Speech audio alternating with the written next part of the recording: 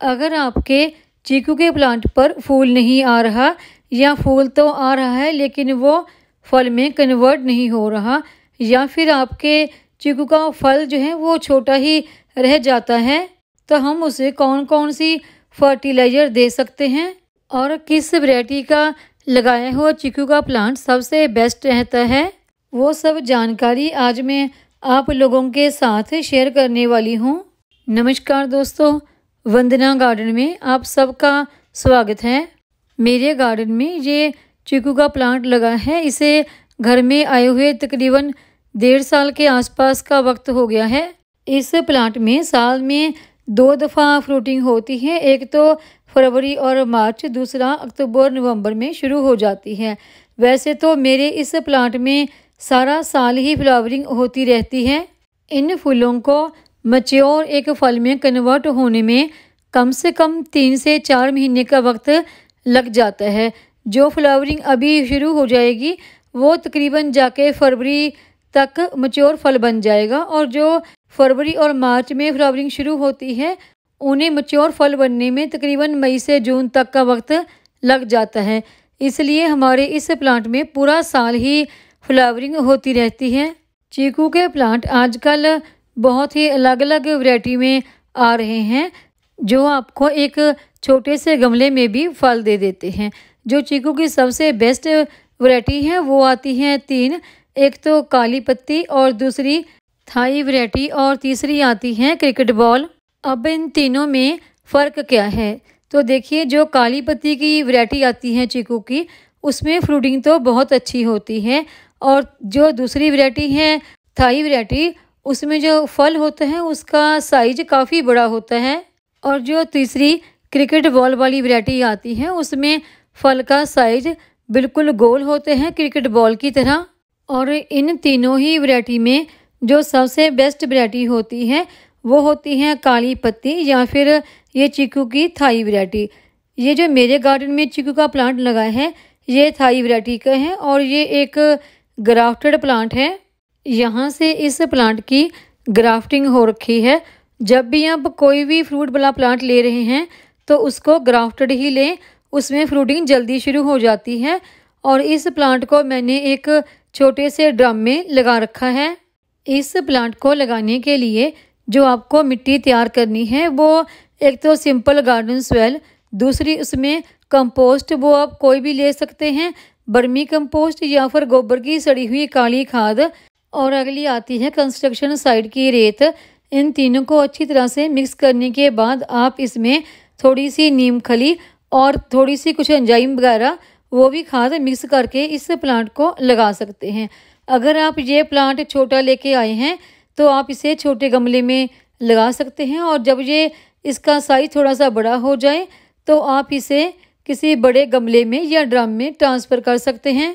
अभी हम इस प्लांट को फर्टिलाइज़र देने जा रहे हैं, तो उससे पहले हम इसकी चारों तरफ से अच्छी तरह से गुड़ाई कर लेंगे।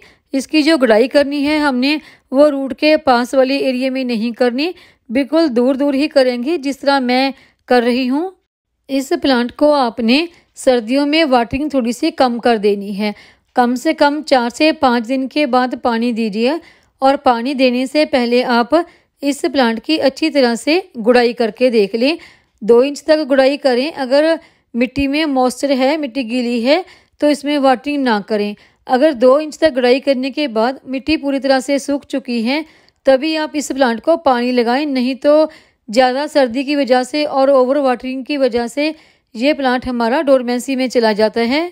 मिट्टी की अच्छी तरह से गुड़ाई करने के बाद या तो आप इस मिट्टी को बाहर निकाल दें या फिर आप इसे मेन स्टेम के आसपास इकट्ठी कर दें, जैसे कि मैं कर रही हूँ, ताकि हमें फर्टिलाइज़र देने में आसानी हो। जब आप मिट्टी की गुड़ाई कर रहे हैं, अगर इसमें प्लांट की छोटी छोटी सी रूट्स आ रही हैं तो उनको तोड़कर निकाल दें। गुड़ाई करने के बाद जो हमने इसके लिए फर्टिलाइज़र लेनी है वो या तो आप गोबर की सड़ी हुई काली खाद ले सकते हैं जैसे मैंने ली है, या फिर आप यहाँ पर वर्मी कंपोस्ट का भी इस्तेमाल कर सकते हैं। ये गोबर की सड़ी हुई खाद मैंने 1 से 1.5 किलो के आसपास ली है। और उसके बाद जो दूसरी खाद हमने लेनी है वो है ये नीम की खली। नीम की खली पौधों के लिए बहुत ही अच्छी रहती हैं। पौधों को फंगस नहीं लगती और कीड़े मकोड़े पौधों से दूर रहते हैं। अगर आप किसी प्लांट को लगाने के लिए मिट्टी तैयार कर रहे हैं तो उसकी मिट्टी में नीम खली का इस्तेमाल ज़रूर करें। और आगे है ये बोन मील। ये बोन मील हमारे पौधों की ब्रांच को और स्टेम को मजबूती प्रदान करती है। और आगे हमने लिए हैं ये जाइम, जिसे कि सीवीड भी कहा जाता है। ये 2 से 3 अलग अलग कलर में आता है, लिक्विड भी आता है और इस तरह ये दानेदार भी आता है। ये जाइम हमारे सभी तरह के पौधों के लिए बेस्ट फर्टिलाइज़र है, चाहे वो फूल वाले पौधे हों या फल वाले।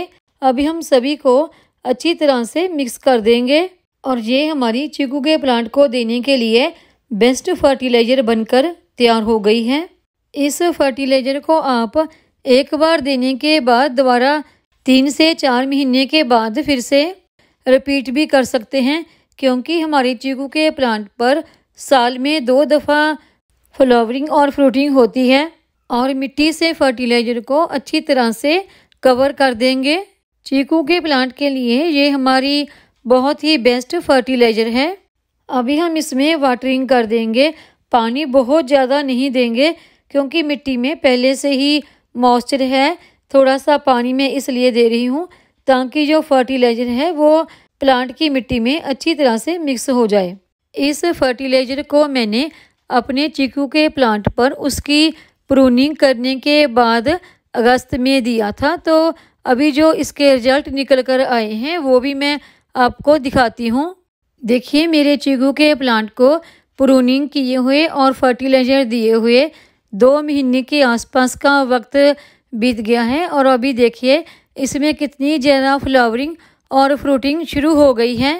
मेरे इस चीकू के प्लांट पर पूरा साल ही फूल आते रहते हैं और अभी देखिए इसके फल भी थोड़ा थोड़ा सा बड़े होना शुरू हो गए हैं और इन्हें पूरी तरह से मैच्योर होने में कम से कम 3 से 4 महीने के आसपास का वक्त लग जाता है। अगर हम इसे अच्छी फर्टिलाइज़र देते हैं और फर्टिलाइज़र को समय समय पर रिपीट भी करते रहते हैं और इस प्लांट की अच्छी तरह से केयर करते हैं तो इसमें अच्छी फ्लावरिंग और अच्छी फ्रूटिंग होती है। अगर आपको मेरी ये वीडियो पसंद आई हो तो वीडियो को लाइक करें, सब्सक्राइब करें, शेयर करें, कमेंट करें, बेल आइकॉन को ज़रूर दबाएं ताकि मेरी आने वाली हर नई वीडियो का नोटिफिकेशन आपको मिलता रहे।